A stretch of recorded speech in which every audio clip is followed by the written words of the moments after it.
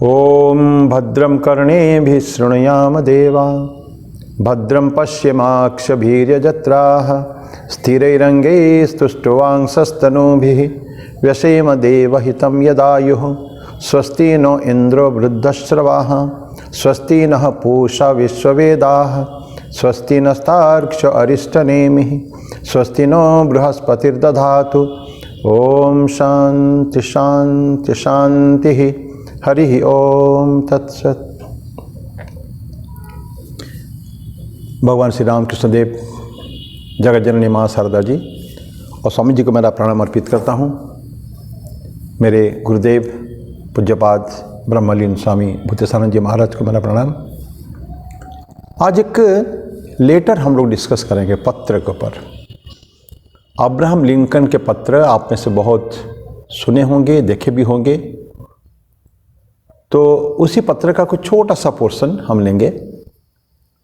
देखिए, अपने अंदर की जो भावनाएं हैं उसको अभिव्यक्त करने का एक सशक्त माध्यम है पत्र है। हम कोई भी पत्र पढ़े, देखिए लेटर्स फ्रॉम स्वामी जी का लेटर, तुरानंद जी का लेटर और ऐसे बहुत लेटर हो चुके हैं। प्रेमेशानंद जी महाराज हमारे खोए रामकृष्ण मिशन में हो गए हैं, बहुत फेमस उनका लेटर्स है प्रेमेशानंद, बहुत सुंदर। तो आज ऐसे तो कई लेटर है बड़े बड़े व्यक्तियों के, उसके बारे में मैं धीरे धीरे बताऊंगा।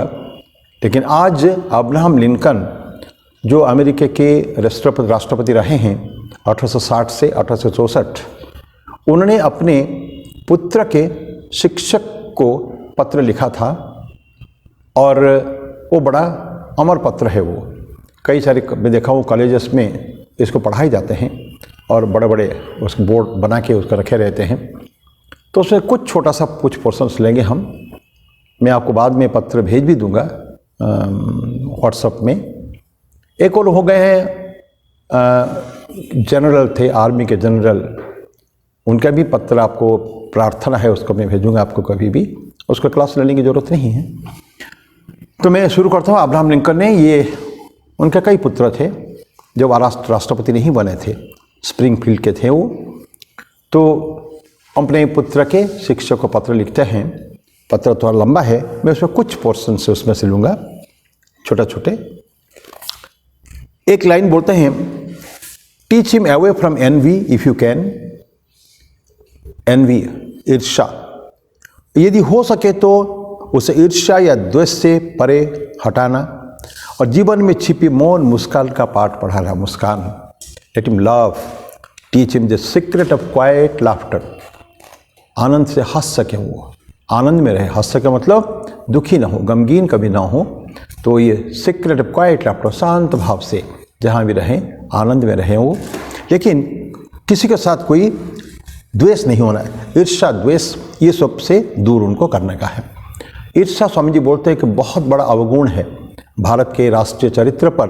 स्वामी जी बोलते हैं कि जेलसी से बैन ऑन इंडियन सिविलाइजेशन। तो ईर्ष्या, उस समय में उन्होंने अपने पुत्र को ईर्ष्या न सिखाने के लिए उन्होंने बताया था, द्वेष से परे हटाना उसको। एक लाइन में बताते हैं, try to give my son, मैं इंग्लिश हिंदी दोनों पढ़ रहा हूँ, try to give my son the strength not to follow the crowd when everybody is getting on the bandwagon. लोग भीड़ इकट्ठा न करें। भीड़ का चाल भेड़ों का होता है, सिंहों का नहीं होता है। स्वामी जी बोलते हैं कि भीड़ में न रहे कभी भी।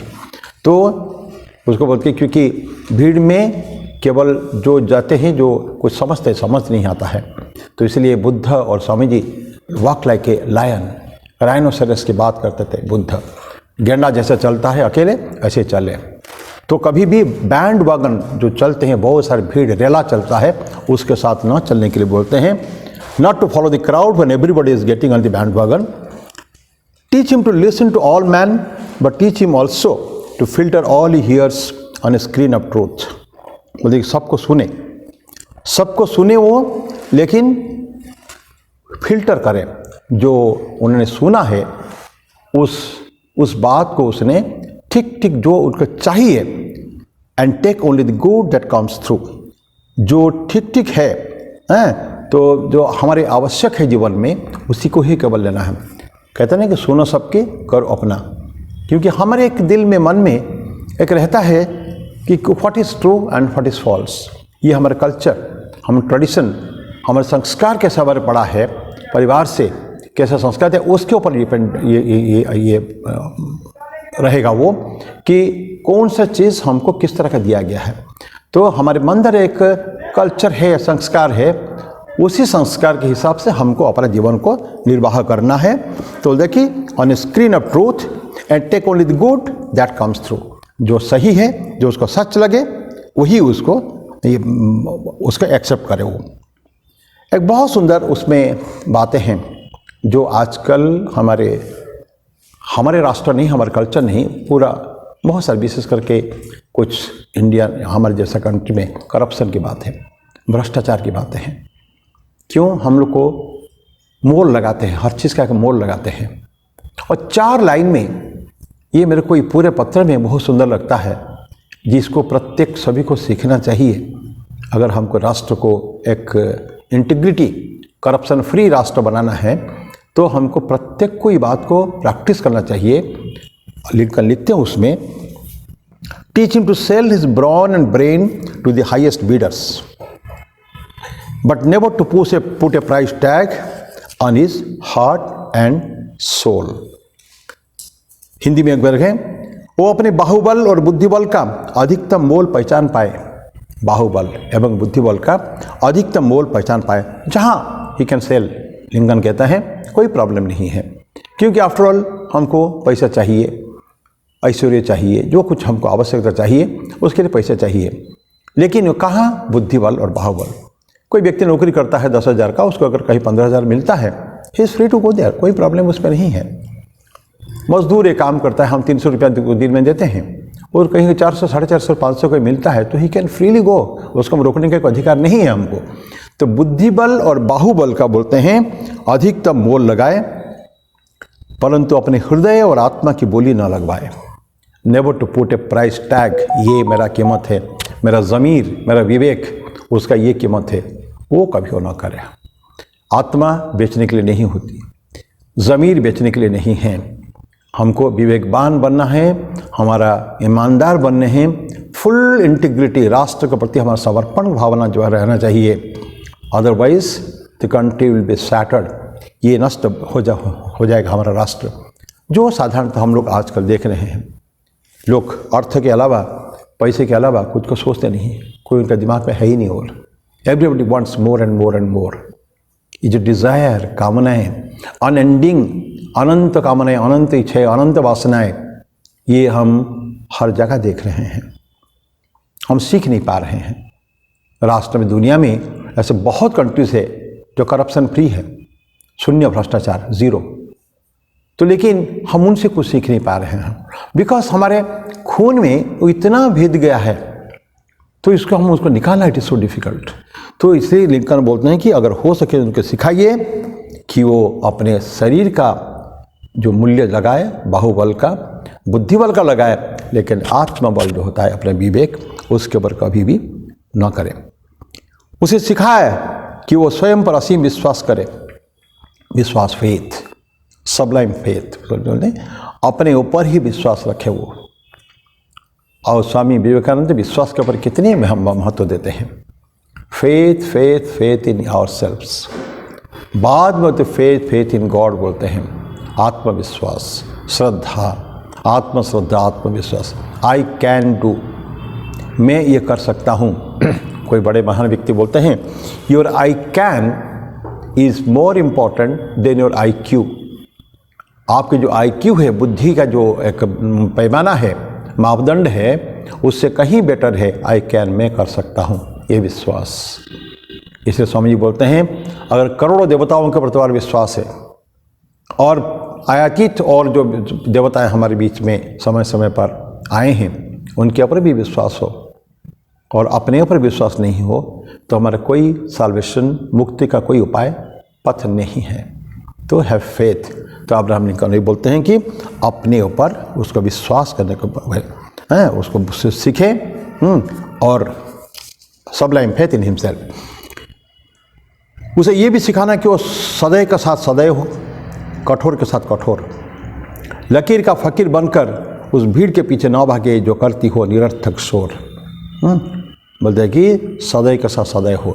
ये टिट फॉर टैट पॉलिसीज, बहुत सारे लोग उसको ये नहीं करते हैं टिट फॉर टैट, कि वो जैसे तुम्हारे साथ किया ऐसे तुम उसके साथ करोगे, और सदैव का साथ सदैव, कठोर के साथ कठोर। It is one of the policies. ये धार्मिक फील्ड में आके, आध्यात्मिक फील्ड में आके ये थोड़ा काम नहीं करता है, लेकिन प्रैक्टिकल फील्ड में भगवान कृष्ण क्यों बोलते हैं कि अर्जुन को मारो उसको, यू किल देम, क्योंकि वो अधर्म पथ में है। धर्म के पथ में जाके अधर्म को हम जीत नहीं सकते हैं, ऐसा गीता में भगवान कृष्ण बोलते हैं। तो इसलिए हमको अधर्म के साथ अधर्म का जैसा ही व्यवहार करना पड़ेगा। तो यही टिट फॉर टैट पॉलिसी।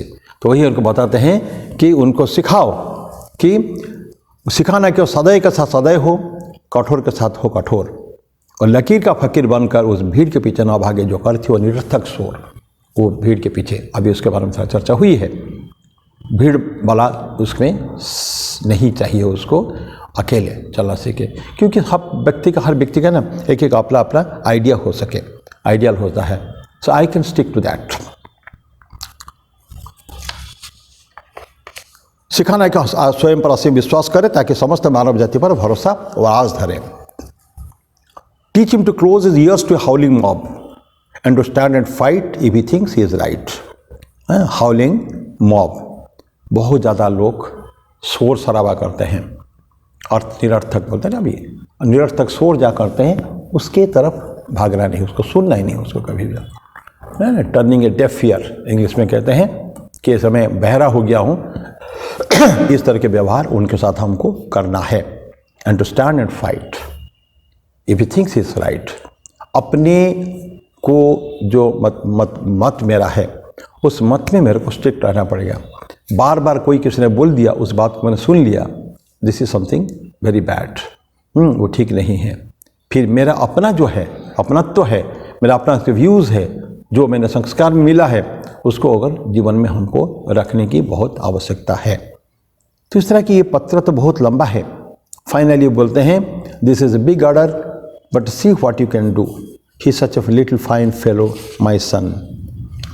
बोलते ये एक बड़ा सा लंबा चौड़ा अनुरोध है, पर तुम कर सकते हो क्या, इसका तुम्हें बोध है? मेरे और तुम्हारे दोनों के साथ उसका रिश्ता है। सच मानो मेरा बेटा एक प्यारा सा नन्हा सा फरिश्ता है। ये जो हिंदी ट्रांसलेशन जो है ये भी मैं आपको भेज दूंगा। ये थोड़ा सा पोइटिकल है, कविता की जैसा उनको बनाया गया है, literal word to word exactly नहीं है ये ट्रांसलेशन, इंग्लिश का ओरिजिनल है। तो ये तो पत्र तो बहुत लंबा है, उसको डिस्कस करके तो बहुत समय लगेगा, लेकिन कुछ बातें जो है विश्वास, अपने मत पर अड़िग रहना और विवेक का मोल नहीं लगाना और बाहुबल बुद्धिबल का मोल लगा सकते हो, this are certain small points, इसको हमको जानने की आवश्यकता है। पर आपसे अनुरोध जरूर है कि पत्र मैं आपको भेजूंगा, ये इंग्लिश एडिशन भी और उसका हिंदी वर्जन भी मैं आपको भेजूंगा, उसको आप जरूर पढ़ लीजिएगा, कंपेयर कर लीजिएगा and see what you can do. क्या हम बच्चों को, आजकल बच्चों को संस्कार में ये बातें बता सकते हैं कि नहीं बता सकते हैं? बताना चाहिए, बहुत आवश्यकता है उसको बताने की, बच्चों को आवश्यकता है। जब तक बच्चों को ये children are the greatest assets of humanity, मानवता के सबसे बड़ा धरोहर अगर है तो हमारे बच्चे हैं। आगे चल के ही इंसान बनेंगे, आगे चल के ही हमारा भावी नागरिक बनेंगे, राष्ट्र की सुरक्षा इन्हीं के द्वारा ही संभव हो सकेगा। तो मैं आज यहीं मेरी वाणी को विराम देता हूँ। फिर अगले बुधवार में फिर कोई और टॉपिक के ऊपर चर्चा करेंगे, और ये पत्र आपको भेजूंगा मैं, और उसको आप जरूर पढ़ लीजिएगा। एक प्रार्थना है एक जनरल का, उसको भेजूंगा आपको मैं धीरे धीरे, तो आप इसको पढ़िएगा ज़रूर, यह हमारा विनम्र निवेदन है। धन्यवाद। ओम शांति शांति शांति। हरि ओम तत्सत्। श्री राम कृष्णार्पणमस्तु।